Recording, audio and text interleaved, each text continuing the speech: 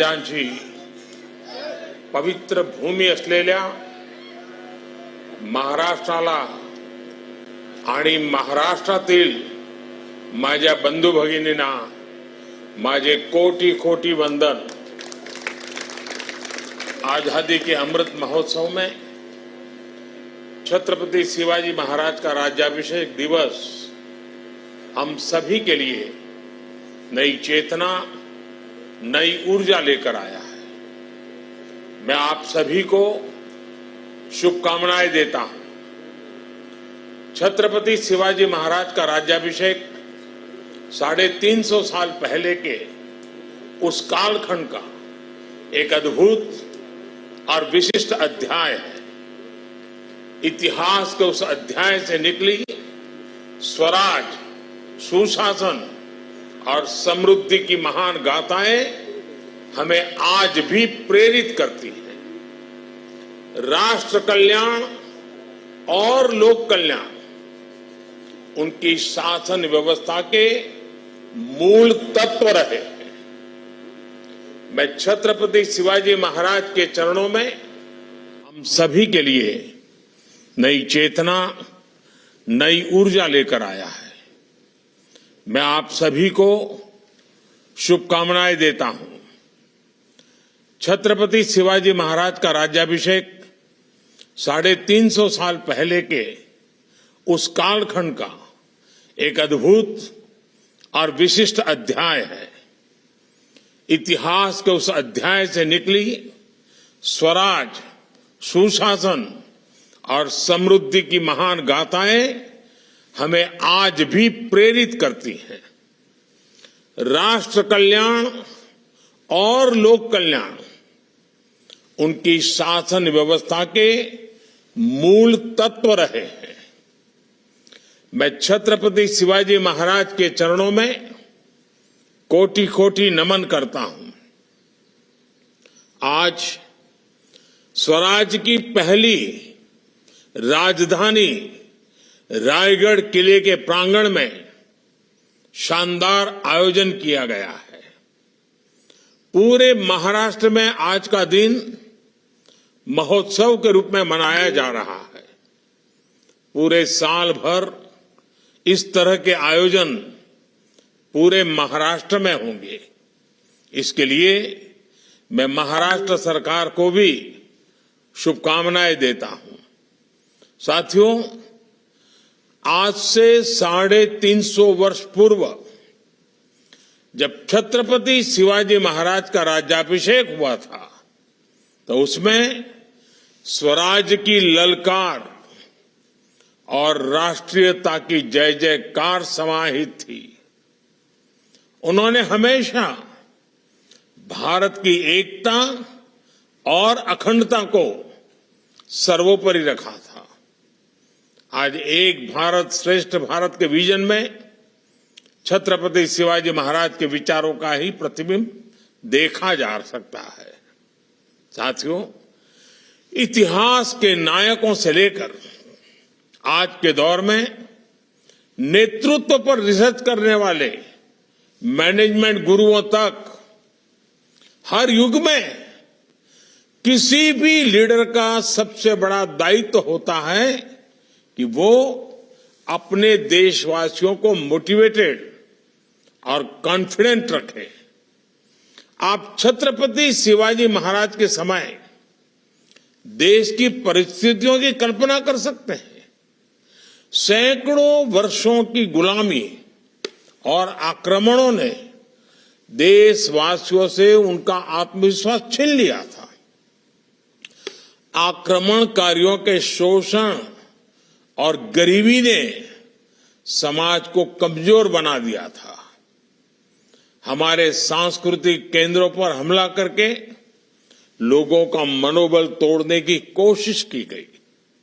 ऐसे समय में लोगों में आत्मविश्वास जगाना एक कठिन कार्य था, लेकिन छत्रपति शिवाजी महाराज ने न सिर्फ आक्रमणकारियों का मुकाबला किया, बल्कि जनमानस में ये विश्वास भी पैदा किया कि स्वयं का राज संभव है।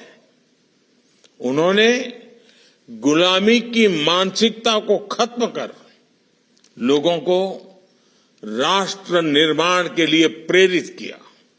साथियों, हमने ये भी देखा है कि इतिहास में कई ऐसे शासक हुए जो अपनी सैन्य ताकत के लिए जाने जाते हैं, लेकिन उनकी प्रशासनिक क्षमता कमजोर थी। इसी तरह ऐसे भी कई शासक हुए जो अपनी बेहतरीन शासन व्यवस्था के लिए जाने गए, लेकिन उनका सैन्य नेतृत्व कमजोर था। लेकिन छत्रपति शिवाजी महाराज का व्यक्तित्व अद्भुत था। उन्होंने स्वराज की भी स्थापना की और सुराज को भी साकार किया। वो अपने शौर्य के लिए भी जाने जाते हैं और सुशासन के लिए भी। बहुत छोटी उम्र में उन्होंने किलों को जीतकर और शत्रुओं को हराकर अपने सैन्य नेतृत्व का परिचय दे दिया। दूसरी तरफ एक राजा के तौर पर लोक प्रशासन में सुधारों को लागू करके उन्होंने सुशासन का तरीका भी बताया। एक तरफ उन्होंने आक्रमणकारियों से अपने राज्य और संस्कृति की रक्षा की, तो दूसरी तरफ उन्होंने राष्ट्र निर्माण का व्यापक विजन भी सामने रखा। अपने विजन की वजह से ही वो इतिहास के दूसरे नायकों से एकदम अलग है। उन्होंने शासन का लोक कल्याणकारी चरित्र लोगों के सामने रखा और उन्हें आत्मसम्मान के साथ जीने का भरोसा दिया। इसके साथ ही छत्रपति शिवाजी महाराज ने स्वराज, धर्म, संस्कृति और धरोहरों को ठेस पहुंचाने की कोशिश करने वालों को भी संकेत दिया। इससे जन जन में दृढ़ विश्वास पैदा हुआ, आत्मनिर्भरता की भावना का संचार हुआ और राष्ट्र का सम्मान बढ़ा।